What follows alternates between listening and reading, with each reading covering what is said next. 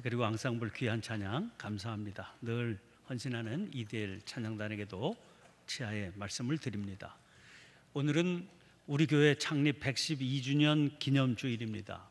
창립 기념일 당일하고 기념주일하고 같은 날이 되기는 쉽지 않은 일이지요. 그러나 올해는 같은 날입니다.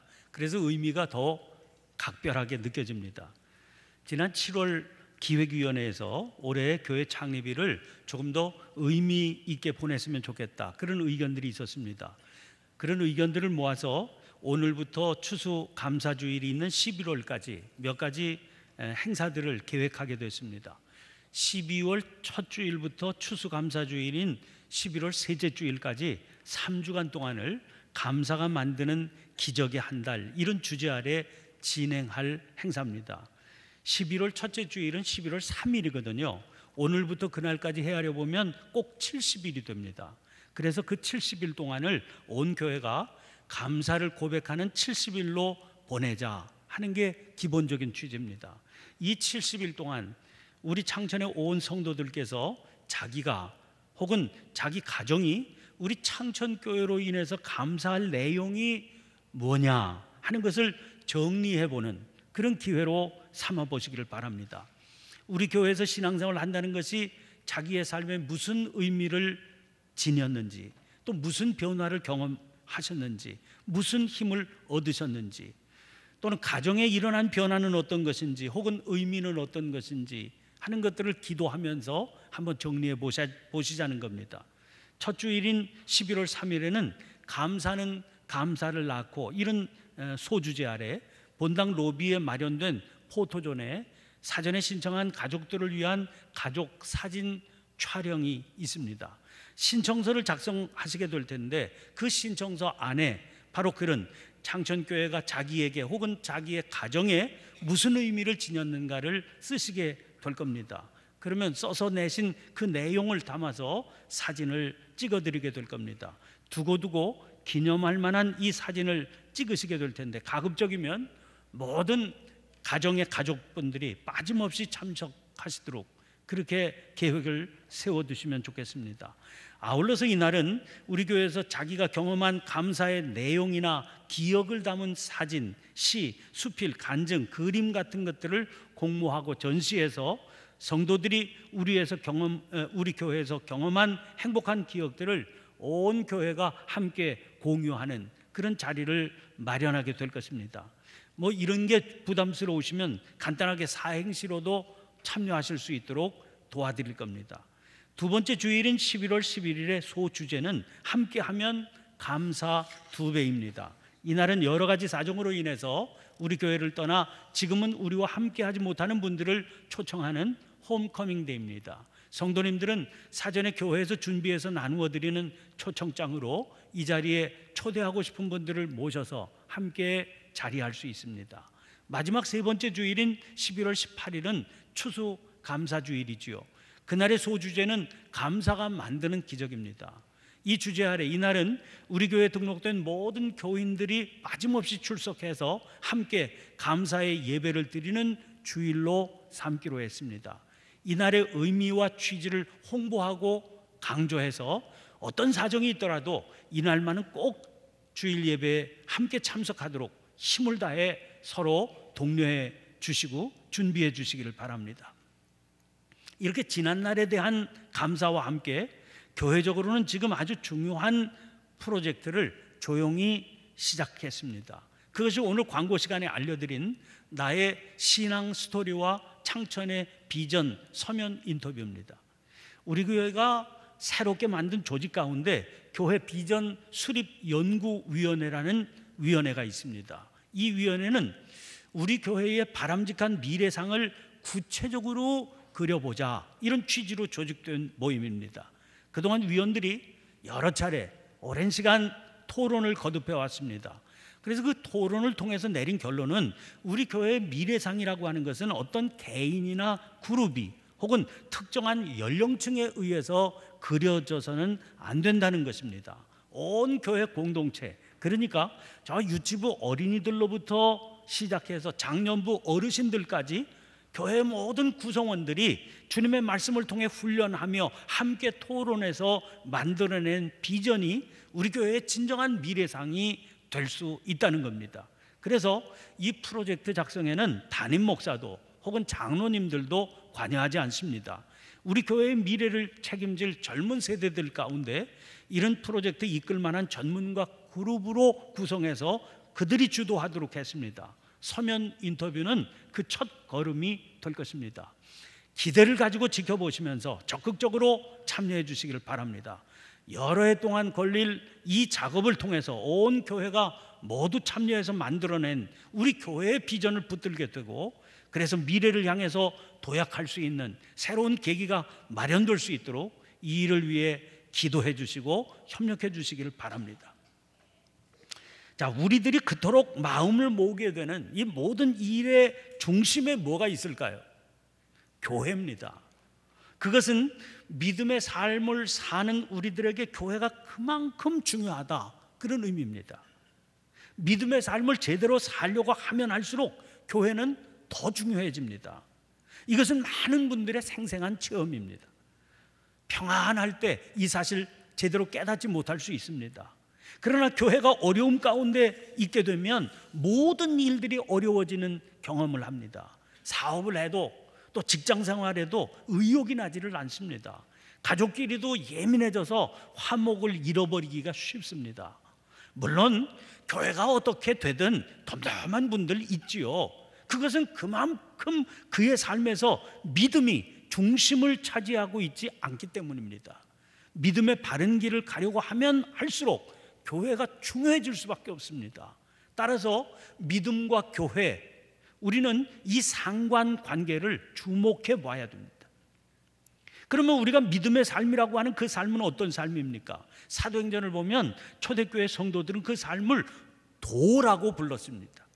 사도행전 24장을 보니까 체포된 사도 바울이 총독 앞에서 자신을 변명하는 장면이 등장합니다. 거기 14절입니다. 나는 그들이 이단이라 하는 도를 따라 조상의 하나님을 섬기고 율법과 선지자들의 글에 기록된 것을 다 믿으며, 여기서 그는 자기의 믿음을 도라고 표현하고 있죠. 여기서 사용된 도는 길도, 즉 길이라는 말입니다. 그러니까 사도 바울은 자기가 지금 길을 따라 걷는 사람이다, 그렇게 말하고 있는 거죠. 그 길을 따라 걸으며 하나님을 섬긴다는 겁니다. 그 길을 따라 걸으며 율법과 선지자의 글에 기록된 것을 다 믿는다고 그랬습니다. 그런데 그 길이 어떤 길이라고 그랬습니까? 그들이 이단이라 하는 길이라고 그랬습니다. 여기서 말하는 그들이란 자기를 고발한 무리들입니다. 사실은 사도 바울도 예전에는 그들 중에 한 사람이었죠. 사도행전 9장 1절 2절입니다. 사울이 주의 제자들에 대하여 여전히 위협과 살기가 등등하여 대제사장에게 가서 다메섹 여러 회당에 가져갈 공문을 청하니, 이는 만일 그 도를 따르는 사람을 만나면 남녀를 막론하고 결박하여 예루살렘으로 잡아오려 함이라. 왜 이렇게 위협과 살기가 등등했을까요? 그 도가 이단의 도다, 그렇게 굳게 믿었기 때문입니다. 그 도를 따라 하나님을 섬긴다, 그 도를 따라 율법과 선지자의 글을 기록된 것을 다 믿는다, 말도 안 된다고 여겼습니다. 오히려 그 도가 믿음을 어지럽히고 세상을 소란하게 만든다, 그렇게 믿었습니다. 그래서 어떻게 해서든지 막아야 되고 어떻게 하든 없애버려야 된다 생각해서 그 일에 그토록 열심을 냈던 거지요. 여기서 우리는 한 가지 분명한 사실을 깨닫게 됩니다. 그것은 길에 대한 판단이 다를 수 있다는 겁니다. 누가 보기에 그것이 진리에 이르는 길이 분명합니다. 그러나 다른 누가 보기에 그것은 세상을 혼잡하게 만드는 길이요, 진리를 가리는 길이요, 잘못된 길입니다.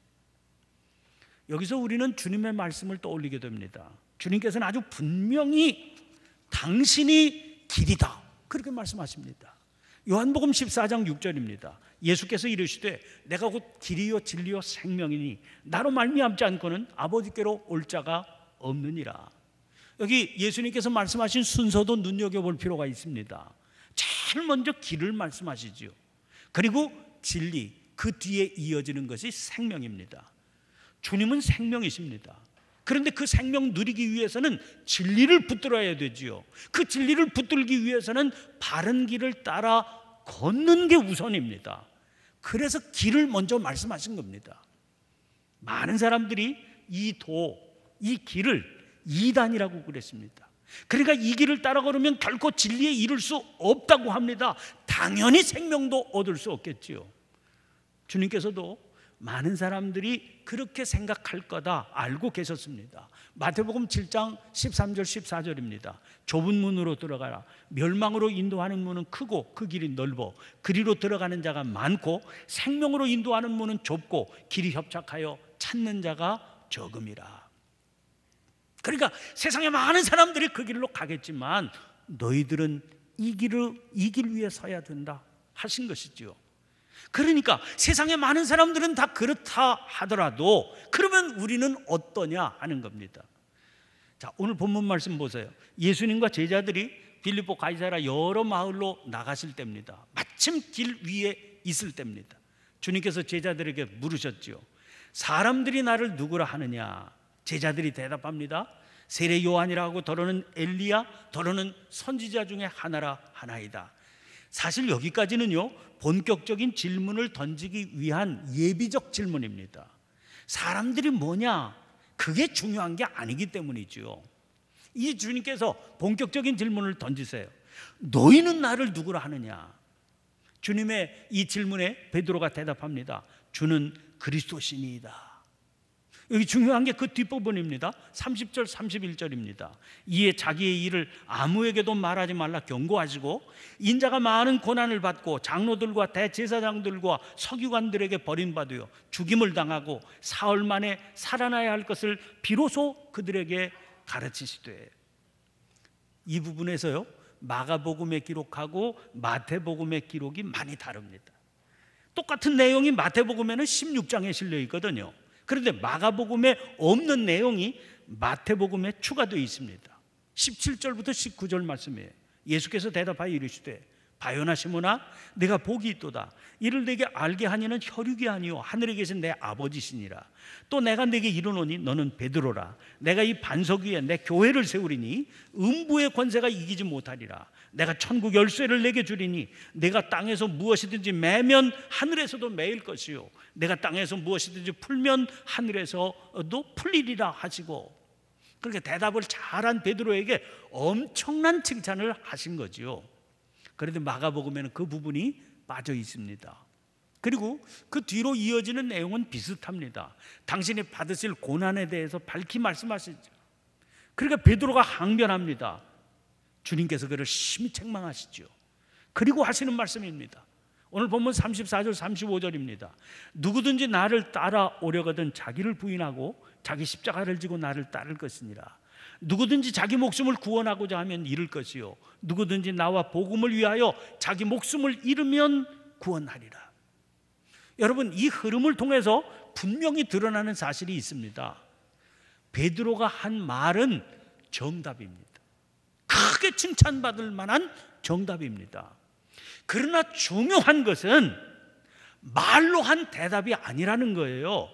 그 길 위에 정말로 서서 그 길을 걷느냐 하는 겁니다. 말로는 바른 말을 했지만 그 길 위에 서지 않으면 그 삶은 답이 아닌 겁니다. 주님은 당신이 그 길을 몸소 걸으셨지요. 그래서 당신이 길이 되셨습니다. 길이 되셨으니 진리시고 그러니 생명이신 거죠. 오늘 본문 마지막 절 38절은 그래서 주목해서 바라보고 묵상해야 할 구절이 되는 겁니다. 누구든지 이 음란하고 죄 많은 세대에서 나와 내 말을 부끄러워하면 인자도 아버지의 영광으로 거룩한 천사들과 함께 올 때에 그 사람을 부끄러워하리라.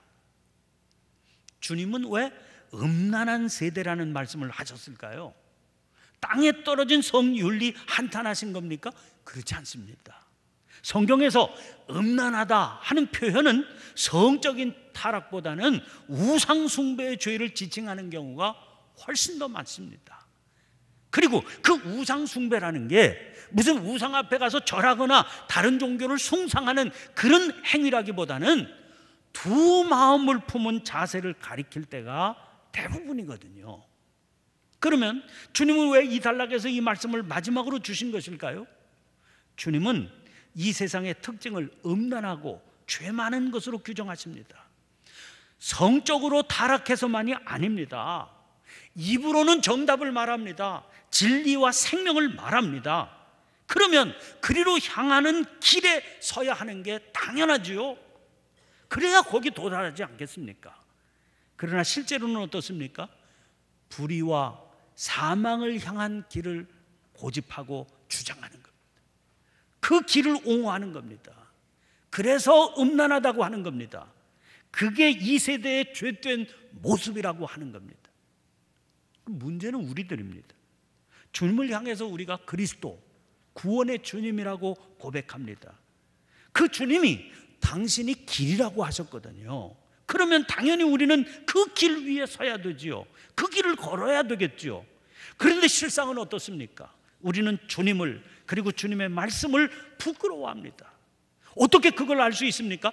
입술로는 주님이라고 고백하지만 우리 삶으로는 그 길을 따라 걸으려고 하지 않는 걸 보면 알 수 있지요. 베드로가 주님을 붙들고 항변하는 그 모습만 봐도 알 수 있지 않습니까? 그 결과가 뭐라 하십니까? 주님은 아버지의 영광으로 거룩한 천사들과 함께 올 때를 말씀하십니다. 지금은 우리가 길 위에 있습니다. 그러나 모든 것이 명확하게 드러나는 그때, 그날 반드시 옵니다. 그때 주님의 말씀을 부끄럽게 여겨 그 길 위에 서려고 하지 않은 그를 주님도 부끄러워하십니다. 길 위에 있을 때는 두 개의 세상이 함께 있습니다. 아직 목적지에 도달하지 않았기 때문입니다. 그래서 길 위에 있을 때는 목적지를 향하는 세상이 길에 있음 동시에 지금의 현실에 머무르고 안주하려고 하는 세상도 그 길 위에 있는 겁니다. 이 두 개의 갈림길에서 무엇을 붙들고 어디를 향할 것인지 우리가 순간순간 결단하고 선택해야 됩니다. 그때의 바른 결단과 선택이 우리를 진리로, 생명의 삶으로 인도해 줄 것입니다. 사랑하는 성도 여러분, 이 시대의 교회는 그런 점에서 참으로 아파하며 회개해야 됩니다. 진리와 생명을 팽개쳐버린 채 세속에 무참하게 물들어버린 우리들의 가치관을 심히 부끄러워해야 합니다. 오늘부터 70일의 여정을 시작하게 됩니다. 날마다 지난 날들을 돌아보며 과연 무엇이 우리로 하여금 교회를 향하여 감사하게 만드는 것인지 살펴보시기를 바랍니다. 그리고 앞으로 우리 교회가, 그리고 교회를 구성하는 지체인 우리 각자가 어떤 소망, 어떤 기대를 안고 어떤 길 위에 서야 될 것인지를 고민하면서 그 바른 길 위에 굳게 서는 결단의 시간들이 되시기를 주님의 이름으로 간절히 축원합니다. 기도를 드리겠습니다. 거룩하신 하나님, 이 땅에 주님의 몸된 교회를 세우셔서 음란하고 죄 많은 세상 한복판에서 거룩한 삶을 통하여 진리와 생명 누리게 하며 살게 하신 은혜를 감사합니다. 그러나 무너지기 쉬운 저희들입니다. 수없이 세상의 바람을 이기지 못해 쓰러졌습니다. 세상의 유혹에 휩쓸렸습니다. 그럼에도 저희를 내치지 않고 붙들어 주시고 또 돌이키는 그때를 기다려 주시는 은혜를 찬양합니다. 교회 창립 112주년을 맞이하는 뜻깊은 주일을 계기로 삼아 저희들로 하여금 스스로의 모습을 냉정히 바라보게 해 주옵소서. 뒤돌아 지난 시간들을 통하여 감사의 제목들 찾아내게 하시고 주님의 도우심 가운데 향해 나가야 할 바른 미래의 비전도 세울 수 있게 해 주옵소서. 한 세기 훌쩍 넘는 긴 역사의 우여곡절 속에서도 이 교회를 붙들어 오늘에 이르게 하신 주님, 주님 오시는 그날까지 세상 한복판에서 진리와 생명에 이르는 길 위에만 서게 해 주시옵소서. 그 모습으로 세상의 소망이 되는 우리 창천교회 되게 해 주시옵소서. 길과 진리와 생명 되시는 예수님 이름으로 기도하옵나이다. 아멘. 아멘. 다 함께 일어나셔서